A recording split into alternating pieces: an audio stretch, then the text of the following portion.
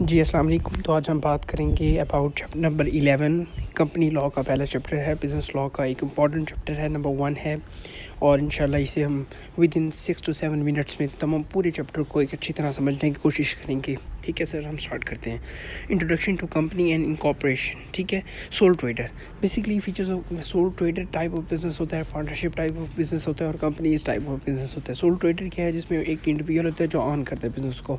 Law इस business को recognise नहीं करता और जो एक ही बंदा है जिसने सोल ट्रेडर है वो पर्सनली लायबल होता है। पर्सनली लायबल मतलब कि जितने कोई भी अगर किसी ने उसके बिज़नेस ने किसी को पैसे देने हैं तो वो देने पड़ेंगे, उसी को देने पड़ेंगे। ठीक है सर। पार्टनरशिप ये होता है कि ग्रुप ऑफ इंडिविजुअल्स ओन करते हैं, ये इसे भी लॉ रिकॉग्नाइज नहीं करता। ठीक है। और पार्टनर्स होते हैं, ये भी पर्सनली लायबल होते हैं इसमें। कंपनीज जो हैं, इसका जो कैपिटल होता है वो शेयर्स रिप्रेजेंट करते हैं। ऑर्डिनरी शेयर होल्डर्स जो होते हैं वो कंपनी के ऑनर्स होते हैं। ये प्रोसेस कंपनीज एक्ट ने प्रोसेस स्पेसिफाई किया, उससे क्रिएट होता है। अच्छा, कंपनी एक लीगल पर्सन है और वो सेपरेट फ्रॉम इट्स ऑनर है। ठीक है सर। और कंपनीज जो है ना उसको मैनेज करते हैं डायरेक्टर्स। डिस्टिंग्विशिंग फीचर्स क्या हैं?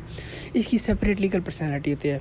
Company can enter into contracts, ये कॉन्ट्रैक्ट एंटर हो सकता है। ये अपने एसेट को खुद ऑन करता है और ये अपनी लाइबिलिटीज़ को खुद लायबल होता है। ठीक है। और इसमें जो ऑनर्स होते हैं उनकी लिमिटेड लाइबिलिटी होती है। फॉर एग्जांपल 1,00,000 रुपये अगर उन्होंने देना तो उतनी लाइबिलिटी है, ज़्यादा की लाइबिलिटी उनकी नहीं है, वो कंपनी की अपनी है। Transfer of ownership and perpetual succession भी होती है in companies but not in partnership and sole trader. अच्छा, कोई भी लीगल पर्सन शेयर ओन कर सकता है, शेयर होल्डर्स कैन ट्रांसफ़र। ठीक है।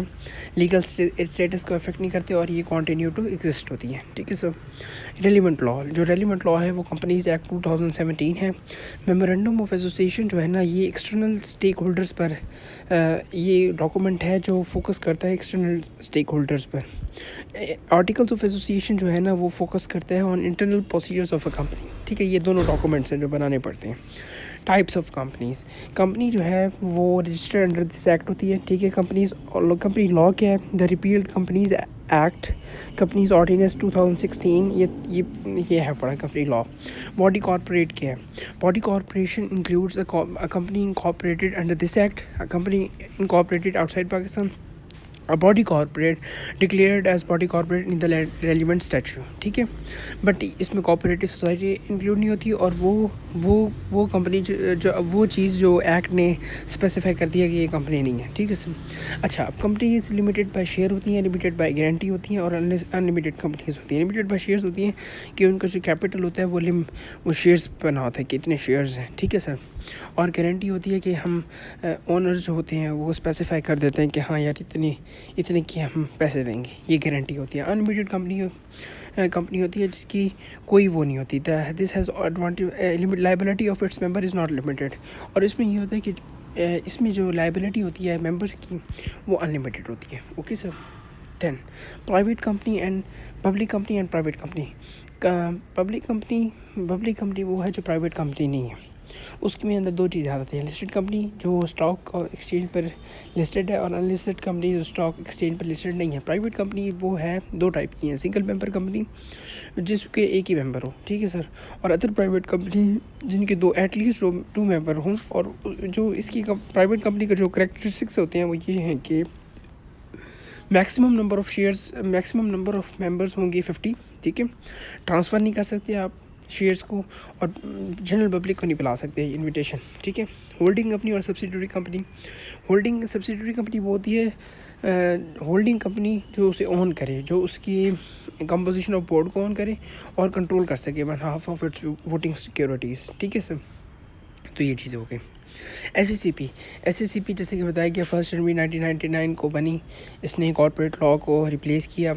इस्लामाबाद के अंदर इसका हेड ऑफिस है, उसके अलावा 8 रीजनल ऑफिस हैं इस्लामाबाद के अंदर। और क्या बाकी 4 प्रोविंसेस की जो सिटीज़ हैं वो लाहौर, कराची, क्वेटा, ठीक है, इस्लामाबाद एंड पेशावर, और उसके अलावा 2 और फैसलाबाद एंड सक्कर। ठीक है सर।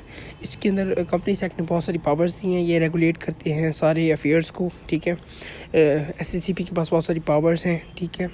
अच्छा, रजिस्ट्रार जो है वो रजिस्ट्रार है जिसे अपॉइंट किया है SCCP ने, जो ड्यूटीज़ को परफॉर्म करता है। उसकी जो ड्यूटीज़ हैं वो ये हैं कि वो कंपनीज़ को रजिस्टर करता है, वेरियस डॉक्यूमेंट्स रिसीव करता है, ट्रैक करता है, ऑफिसर्स को कॉल कर सकता है, इंस्पेक्ट कर सकता है और सीज़ कर सकता है।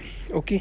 ऑफिशियल्स जो कंपनी के, अच्छा ये है हो गए, includes any director, chief executive. ठीक है। बोर्ड, जो बोर्ड ऑफ डायरेक्टर है ऑफ कंपनी। ठीक है सर। दैन मेंबर्स वो हैं जो सब्सक्राइबर्स हैं मेमोरेंडम ऑफ एसोसिएशन के। ठीक है सर। जिन्हें शेयर्स अलॉट किए गए हैं, जो जो जो आर्टिकल्स ऑफ एसोसिएशन के अंदर जो भी बंदा है वो मेंबर है पड़ा, जिसका नाम स्पेसिफाई। 2 टाइप के रेजोल्यूशंस होते हैं, एक होती हैं ऑर्डिनरी और एक होती है स्पेशल। ऑर्डिनरी रेजोल्यूशन जो है वो सिंपल मेजॉरिटी से होता है। ठीक है। और जो स्पेशल रेजोल्यूशन है वो उसके अंदर 3/4 ऑफ मेंबर्स करें तो वो बहुत है। उसको स्पेशल रेजोल्यूशन का 21 डेज़ पहले नोटिस देना चाहिए। ये 2 कैरेक्टरिस्टिक्स हैं स्पेशल रेजोल्यूशन की। दैन हम बात करेंगे एसोसिएशन नॉन फॉर प्रॉफिट। इसमें यह है कि जो चैरिटी ऑर्गेनाइजेशंस होती हैं उसे SCCP लाइसेंस इशू करता है।